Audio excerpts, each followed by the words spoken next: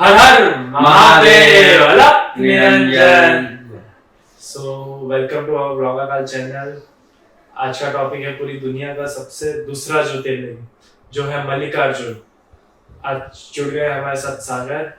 सागर कैसा लग रहा है? ठीक, कंफर्टेबल हो ना? हाँ चलो शुरू करते हैं।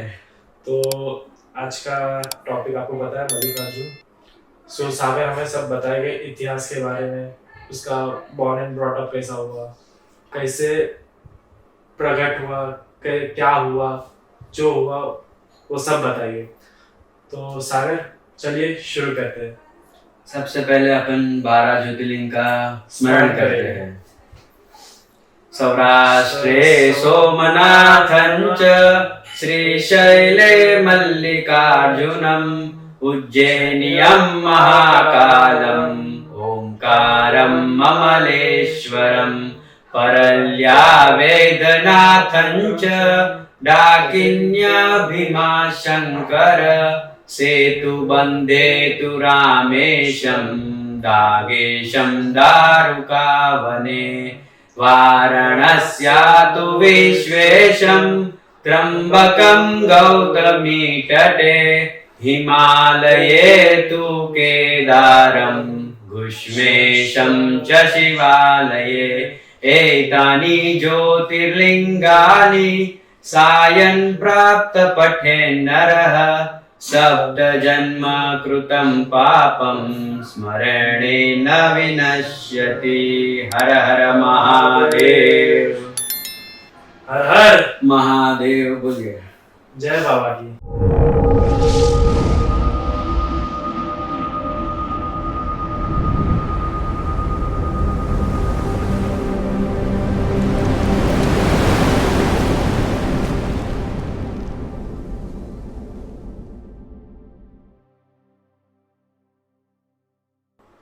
सो सागर, पॉडकास्ट का पहला क्वेश्चन शुरू करते हैं।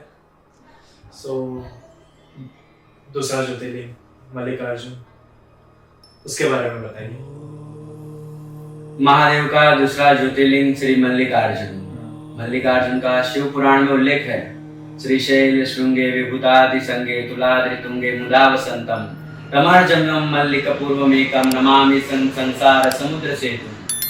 श्रीशैल पर्वत आंध्र प्रदेश के कर्नूल जिले में श्रीशैल पर्वत पर बाबा श्री मल्लिकार्जुन का स्वयंभू शिवलिंग स्थापित है। आदि अनादि काल से महाभारत है, पद्म पुराण है, महाभारत तक में वर्णन प्राप्त होता है। जो दूसरा शिवलिंग बाबा का है मल्लिकार्जुन। ओके।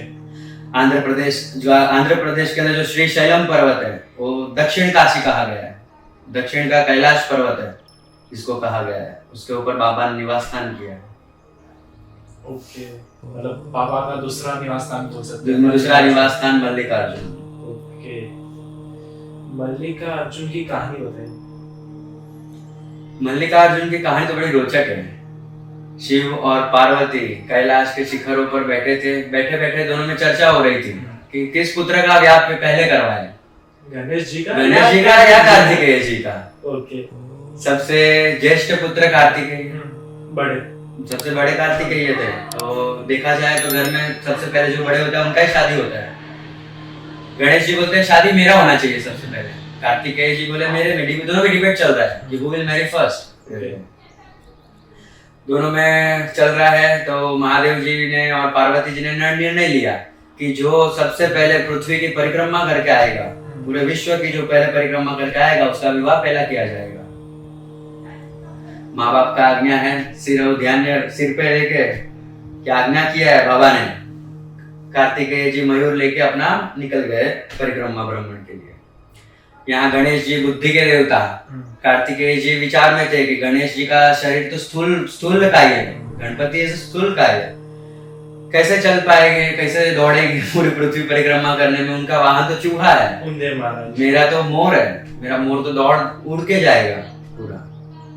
लेकिन गणेश जी बुद्धि के देवता है। गणेश जी ने निर्णय लिया कि सृष्टि की जिसने रचना की है वो तो मेरे माता पिता है। और कहा जाता है कि रचना से बड़े होते हैं रचयिता। Creator is greater than his creation. जिसने पृथ्वी की रचना की है महादेव और पार्वती, उनके पुत्र गणेश। उन्होंने महादेव और पार्वती जी को सिंहासन पर बिठा के 7 परिक्रमा लगाई। ओम नमः शिवाय का महामंत्र जाप जपते 7 परिक्रमा, महामंत्र 7 परिक्रमा लगा के माता पिता को प्रणाम करके अपनी परिक्रमा पूर्ण की। वहां पर परिक्रमा जैसे ही पूर्ण की, बाबा ने ब्याह रचा दिया, गणपति का विवाह हो गया रिद्धि और सिद्धि के साथ। यहाँ कार्तिकेय जी आ रहे हैं, देखा तो विवाहित थे गणपति, तो क्रोध में थे, लेकिन पिता की आज्ञा थी कि परिक्रमा करनी है। आके माता पिता को पैर पड़ के वहां से अपना निवास स्थान उन्होंने कर दिया आंध्र प्रदेश। वो दौड़े चले आए आंध्र प्रदेश में अपने पिता से दूर। यहाँ पार्वती और महादेव पुत्र वियोग, पुत्र का चिंता कि कहाँ गया होगा, क्या कर रहा होगा, उस चिंता में नारद मुनि जी को भेजा कि जाओ आप कार्तिकेय की खबर लेके आओ। वहां कार्तिकेय जी कौंच पर्वत पर जाकर तपस्या में लीन हो गए। वहां पर स्वयं पार्वती जी महादेव को कहती है कि पुत्र अपने से दूर है, अपन पुत्र को मना के लेके आते हैं। कब तक माँ बाप पुत्र के बिगड़ रह सकता है? कौन से माँ बाप हो गए जो पुत्र के बिगड़ रह सकेंगे? आखिरकार फैमिली, ज्वाइंट फैमिली पूरा गए कार्तिकेय जी को मनाने के लिए। कार्तिकेय जी को जैसे ही खबर मिले कि माता पिता आए मुझे मनाने के लिए, कार्तिकेय जी ने वहां से 36 किलोमीटर दूर अपना निवास स्थान बनाया। और जिस पर्वत पर महादेव और पार्वती जी आए थे कार्तिकेय जी को मनाने के लिए, वो श्री शैल पर्वत, जहाँ पे बाबा का 20 ज्योतिर्लिंग है, वहीं पे कार्तिकेय जी को मनाने आए थे और वहीं पे वो समा गए उस पर्वत के अंदर। और उस पर्वत के ऊपर ज्योतिर्लिंग स्थापित हुई, जिस ज्योतिर्लिंग को मल्लिकार्जुन के नाम से पहचाना जाता है। और माना जाता है कि बाबा की सबसे छोटी लिंग है, सबसे ज्योतिर्लिंग 8 अंगूठे भर के रही, 8 अंगुली को बोला जाता है कि ज्योतिर्लिंग है। हमेशा आप जाओगे फूलों से ढके रहते हैं बाबा वहां पे। मल्लिकार्जुन ज्योतिर्लिंग, बहुत महत्व है मल्लिकार्जुन ज्योतिर्लिंग का। मल्लिकार्जुन, ये 2 अलग अलग वर्ड है। Mallika means Parvati and Arjun means Shiva. जो शिव पुराण के मुताबिक जो मल्लिकार्जुन जो वर्ड है, पूरा शब्द मल्लिकार्जुन, 2 अक्षर में 2 शब्द मिलके बना है मल्लिकार्जुन। उस जो अक्षर वर्ड है, शब्द, उसका मतलब वो होता है मल्लिका। मल्लिका को बताया गया पार्वती। आप मल्लिकार्जुन जाओगे तो वहां पे पार्वती, जहाँ मंदिर के पीछे ही है बाबा का जो मंदिर है ज्योतिर्लिंग का, पीछे बैक साइड पे ही माता पार्वती का मंदिर है। वहां पे पार्वती को मल्लिका के नाम से पहचाना जाता है, मल्लिका। और बाबा का नाम अर्जुन, तो मल्लिकार्जुन। मल्लिकार्जुन वहां पर मतलब वो मंदिर जहाँ पर माता पार्वती और शिव जी विराजते, वहां पर कौन से त्योहार बने जाते हैं, कौन से उत्सव बने जाते हैं? सभी ज्योतिर्लिंग में एक मल्लिकार्जुन जी ज्योतिर्लिंग जो है, जहाँ पे बाबा का विवाह उत्सव मनाया जाता है। आप पूरे 12 ज्योतिर्लिंग जाओगे, आपको सिर्फ सवारी मिलेगी कि बाबा की सवारी निकलती है। सावन के महीने में तो सब जितनी ज्योतिर्लिंग है सब में सवारी, शाही सवारी निकलती है बाबा की। लेकिन मल्लिकार्जुन एक ही ज्योतिर्लिंग है जहाँ बाबा का विवाह उत्सव मनाया जाता है शिवरात्रि की रात्रि को। लाखों पब्लिक जमा होती है जब विवाह उत्सव मनाया जाता है, तभी पूरी रात विवाह चलते हैं, बड़े धूमधाम से मनाया जाता है। और शिव का विवाह कौन ना जाना चाहे। स्वयं भूत, प्रेत, पलित, डाकिनी, पिशाच, जाम्बू सब आए थे, वेताल, पिशाच सब आए थे अंदर। हम भी तो एक गण है शिव की। वो मनाया जाता है। फिर ब्रह्मोत्सव, ब्रह्मोत्सव एक वहाँ का ट्रेडिशन है। साउथ में जाओगे तो सब तिरुमला साइड, जो जितने भी साउथ के जितने भी टेम्पल्स है, वहाँ ब्रह्मोत्सव मनाया जाता है। उसका मतलब ब्रह्मोत्सव मतलब जैसे कि अपना विशेष एक दिन मनाया जाता है, जैसे क्या बोलते हैं, प्रतिष्ठित दिन, प्रतिष्ठा दिन मंदिर का। वैसे सालगिरह जैसे अपन बोलते हैं सालगिरह है, वैसे एनिवर्सरी मंदिर का। वैसे मंदिर का एनुअल फंक्शन, जिसको एनुअली जो होता है एवरी ईयर, उसको ब्रह्मोत्सव बोला जाता है। भगवान को गर्भगृह से बाहर लाए जाते हैं। अलग अलग ट्रेडिशन होता है। कोई भगवान को झूले में झुलाए जाते हैं, कोई को सिंहासन पे महाअभिषेक होता है। जैसे मल्लिकार्जुन में अति लघु रुद्राभिषेक होता है उनका। ब्रह्मोत्सव है, रुद्राभिषेक है, अति रुद्राभिषेक है, बहुत तरह तरह की विशेषता होती है। और शिव की पूजा तो एक लोटा जल की धार से बाबा प्रसन्न हो जाते हैं, एक बेलपत्र से खुश हो जाते हैं। वैसे ही हमारे बाबा। मैंने ये भी सुना है कि मल्लिकार्जुन, जिसको संयुक्त पीठ भी बोला जाता है, संयुक्त पीठ का मतलब बताइए। संयुक्त का मतलब जॉइंट, ज्वाइंट भी नहीं बोल सकते, उनको एक साथ, नेवर इनसेपरेबल ना। शिव और शक्ति। शिव और शक्ति एक है दोनों। जो एक शिव और शक्ति का एक संगम, जो मिलन है, वो मल्लिकार्जुन है। आप मल्लिकार्जुन ज्योतिर्लिंग जाओगे, वो एक शक्तिपीठ, जो 51 शक्तिपीठ है पार्वती की, उसमें से एक शक्तिपीठ में भी माना जाता है, और शिव की पीठ में शिवपीठ भी माना जाता है।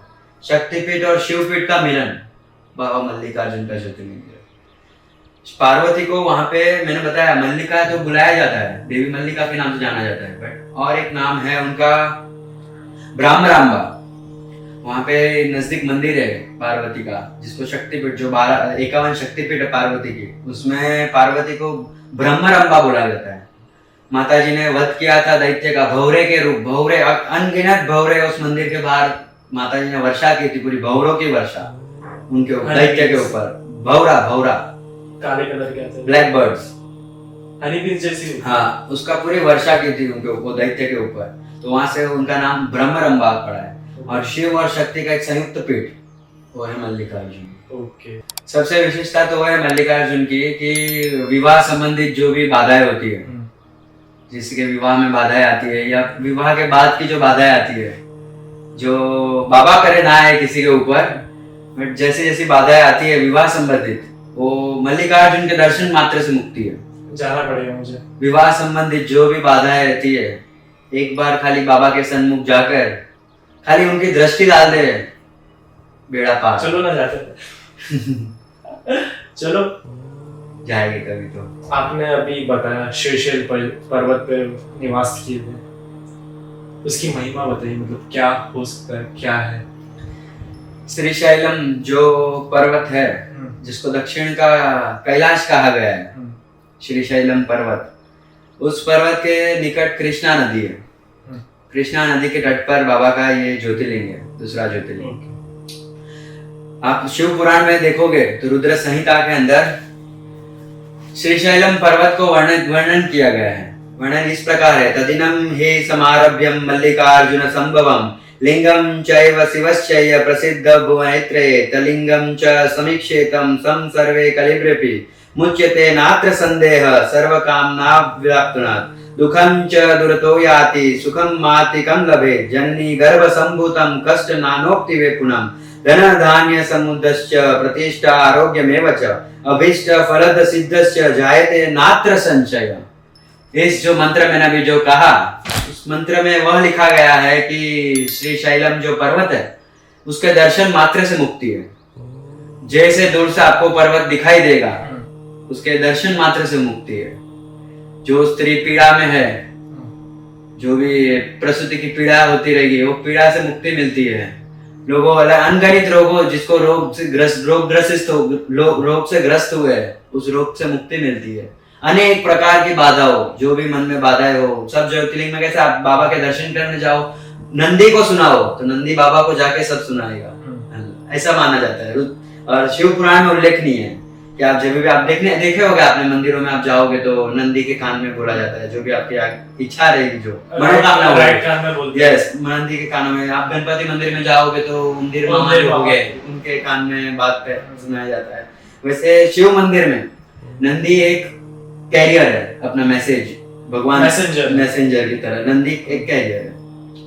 वैसे श्रीशैल पर्वत को आप दूर से दर्शन करके, दर्शन मात्र से, जहां से आपको शैल पर्वत दिखेगा, आप हाथ जोड़ जो भी मनोकामना रहेगी मन के अंदर बोलोगे, बाबा पूर्ण करते हैं। शैल पर्वत को वरदान है एक तरह से। तो सागर ये हो गया मल्लिकार्जुन पे। अभी उसकी हिस्ट्री पे आते हैं। जैसे हम लोग ने सोमनाथ में किया था, किसने जीर्णोद्धार करा है, किसने पुनर्निर्माण करा है, अब ये मल्लिकार्जुन का भी कुछ ना कुछ रहेगा, उसके बारे में बताइए। मल्लिकार्जुन का जीर्णोद्धार एक लोक कथा में वार्ता है कि जो विजयवाड़ा के राजा थे, विजयवाड़ा नजदीक है, कन्नौज जिले का ही एक विजयवाड़ा, जो विजयवाड़ा के राजा से कृष्ण कुमार देवराय जो थे, वो एवरी टाइम विजिट करते थे मंदिर, उनको बहुत आस्था रही है मल्लिकार्जुन के प्रति। उन्होंने जो बाबा का सुवर्ण मंडप है, जिसमें बाबा विराजमान है जिस मंदिर में अंदर, तो उसका जो गोपुरम कहा जाता है, मंदिर के ऊपर का जो टोम्ब रहता है अंदर, जो मंदिर का शिखर, जहाँ पर ध्वजा है, जहाँ पे ध्वज पताका लहराता है जिसके ऊपर, वो पूरा सुवर्ण कलश से पूरा मंडप को बाबा को सुसज्जित करवाया था, ओके कृष्ण कुमार देवराया ने। फिर आपने हिंदू स्वराज के अपने निर्माता राजा छत्रपति शिवाजी महाराज ने, छत्रपति शिवाजी महाराज अपनी लाइफ में अनगिनत बार मल्लिकार्जुन दर्शन करने पधारे। ओके जब मन किया बाबा के पास आया करते थे। आज भी आप वहाँ के धर्मशाला में जाओगे, वहाँ पे बगल में धर्मशाला है नजदीक पे, भीतर ही आप धर्मशाला में जाओगे तो बड़ा चित्र दिखेगा राजा शिव छत्रपति जी का। उन्होंने उस टाइम पे धर्मशाला पूरी निर्माण करवाई थी कि आप कहाँ से लोग आते हैं, भक्त आते हैं दर्शन करने के लिए अलग अलग जगह से। और श्री शैलम पर्वत है वो पूरा घाट जंगलों के बीच में अंदर, एक ही रूट जाने को एक ही रूट आने को है पूरा। तो वहाँ पे दूर से जो यात्री आए हैं दर्शन करने, उनका निवास स्थान जो धर्मशाला है वो छत्रपति शिवाजी महाराज ने बनवाई है। ओके, मतलब नवनिर्माण में छत्रपति शिवाजी बड़ा बहुत बड़ा बहुत बड़ा। जैसे अहिल्याबाई होलकर 12 ज्योतिर्लिंग में उनका है। ओके, बहुत बड़ा साथ दिया है अहिल्याबाई होलकर ने। जहाँ हिंसक राजाओं ने आके अपना मंदिर ध्वस्त किया, उस मंदिर को पूरा पुनर्निर्माण करवा के ऊपर ध्वज पताका जिसने लहराया हो, तो एक ही रानी का नाम मैं ले सकता हूँ, अहिल्याबाई होलकर। उसके जैसे कोई रानी नहीं हो सकती है, जिन्होंने जितने भी ज्योतिर्लिंग है, थी इंदौर की महारानी। महाराष्ट्र का बोलो आप, उत्तर में उत्तराखंड बोलो या दक्षिण के काशी बोलो, रामेश्वरम बोलो, पूरे भारत में जहाँ जहाँ ज्योतिर्लिंग था उनका नवनिर्माण कराया हो तो थी अहिल्याबाई होलकर। विशेष साथ सहकार रहा है उनका। सो सागर, हमने मतलब देखा कि पार्वती माँ को मल्लिका नाम से पहचाना जाता है, शिव जी को अर्जुन नाम से पहचाना जाता है जी। वहाँ पर कार्तिकेय जी का भी बहुत बड़ा रहेगा कुछ, उनको किस नाम से? कार्तिकेय जी का, जैसे आप उत्तर में जाओगे तो कार्तिकेय जी का सिर्फ एक ही मंदिर है उत्तराखंड में, और आप दक्षिण में जाओगे तो कार्तिकेय जी के विशेष मंदिर है। वहाँ पे पूजनीय देवता है कार्तिकेय। जैसे अपन गणपति को गणों के देवता बोला जाता है, उनकी पदवी है गणपति, गणों के गणाध्यक्ष है, गणाध्यक्ष तो गणनायक, गणों के नायक है। वैसे देव जितने भी देवता है उसके सेनापति, देव सेनापति जो पदवी दी गई थी वो थे कार्तिकेय। आप उत्तर में जाओगे तो कार्तिकेय जी को कार्तिकेय कहा गया, बट पुराणों में उनको स्कंद कहा गया है। स्कंद जिसको षडमुख थे, 6 मुख वाले देवता, कार्तिकेय जी षडमुखी है।